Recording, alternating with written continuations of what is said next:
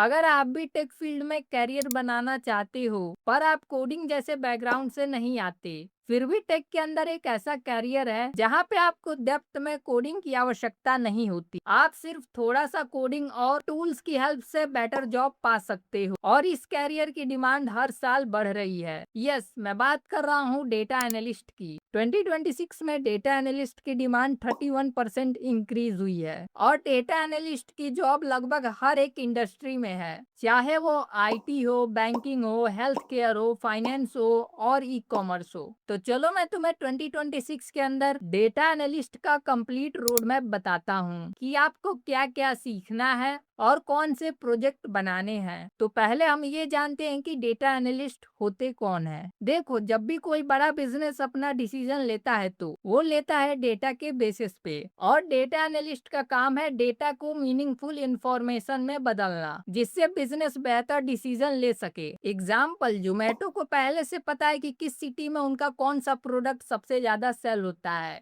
और वह उस फूड की क्वालिटी पे और काम करते हैं जिससे कि और ज्यादा सेल ला सके। और फ्लिपकार्ट को भी पहले से पता है कि किस सिटी में उनका कौन सा प्रोडक्ट सबसे ज्यादा सेल होता है, उसके हिसाब से वो अपने वेयर हाउस को मेंटेन करते हैं जिससे कि वो फास्ट डिलीवरी कर पाए। और ये सब पॉसिबल है डेटा की वजह से। डेटा एनालिस्ट का मेन काम डेटा को क्लीन करना, विजुअलाइज करना और डैशबोर्ड्स को क्रिएट करना है, और डैशबोर्ड्स को देखकर बिजनेस अपना डिसीजन लेते हैं और अपना प्रॉफिट बढ़ाते हैं। तो चलो अब हम देखते हैं कि हमें डेटा एनालिस्ट बनने के लिए क्या क्या चीजें सीखनी होंगी। मैं यहाँ पर टूल्स को 7 स्टेप में बताऊंगा, आप सीरियल से एक एक को फॉलो करना। जिसमें पहला है हमारा एक्सेल। एक्सेल में आपको फॉर्मूलाज, पिवट टेबल, चार्ट्स और डेटा क्लीनिंग जैसी चीजों को सीखना है क्योंकि कंपनीज के अंदर ज्यादातर डेटा आपको एक्सेल में देखने को मिलेंगे। सेकेंड स्टेप है पाइथन प्रोग्रामिंग का। देखो, यहाँ पर आपको हैवी कोडिंग की जरूरत नहीं है, फिर भी पाइथन के अंदर ये टॉपिक्स आपको आने ही चाहिए, जैसे कि variables and data types, conditional statement, loops, functions, object oriented programming और फाइल हैंडलिंग। इन सबको आप अच्छे से सीखना क्योंकि पाइथन के बेसिक्स आपके लिए काफी ज्यादा इम्पोर्टेंट है। थर्ड स्टेप है आपका स्टैटिस्टिक्स का। देखो, यहाँ पर भी आपको हैवी मैथ की जरूरत नहीं है, फिर भी आपको स्टैटिस्टिक्स के अंदर ये चीजें आनी ही चाहिए, जैसे कि mean, median, mode, variance, probability, standard deviation. इनको आप अच्छे से सीखना क्योंकि आगे चलकर आप इनका यूज भी करोगे। फोर्थ स्टेप है आपका डेटा प्री प्रोसेसिंग का, जिसमें कि आप नंपाई और पांडास जैसी लाइब्रेरीज को सीखते हो। इनकी हेल्प से आप डेटा को फिल्टर करना, मर्ज करना, ग्रुप करना, मिसिंग वैल्यू को हैंडल करना, डेटा को क्लीन करना, ये सारे ऑपरेशन करते हो क्योंकि रॉ डेटा में अक्सर कमियां होती हैं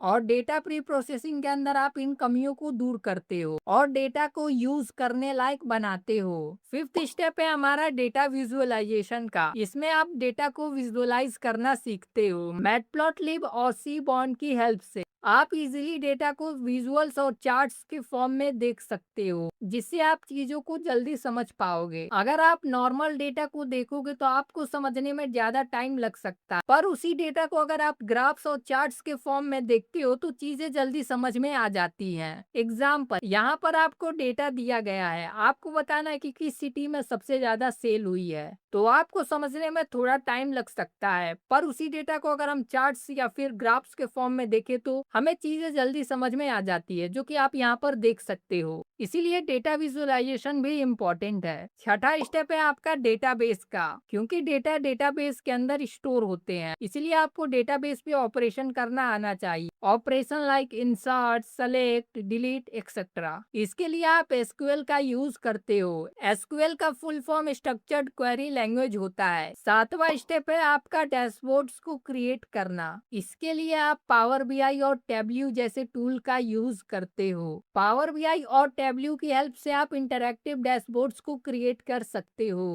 इसमें आपको डेटा इंपोर्ट, डेटा मॉडलिंग, डेक्स, चार्ट्स और इंटरैक्टिव डैशबोर्ड्स को क्रिएट करना सीखना है। और इन सब के बाद आप प्रोजेक्ट को क्रिएट कर सकते हो। तो मैं यहाँ पर आपको कुछ प्रोजेक्ट आइडिया दे देता हूँ। अगर आप चाहे तो इसका स्क्रीनशॉट भी ले सकते हो और जॉब के लिए आप लिंक्डइन और naukri.com पे अप्लाई कर सकते हो। सो आई होप आपको इस वीडियो के अंदर समझ में आया होगा कि 2026 के अंदर हम डेटा एनालिस्ट कैसे बन सकते हैं। और अगर आपको ये वीडियो अच्छी लगती है तो चैनल को सब्सक्राइब एंड वीडियो को लाइक कर लेना। मिलते हैं नेक्स्ट वीडियो में।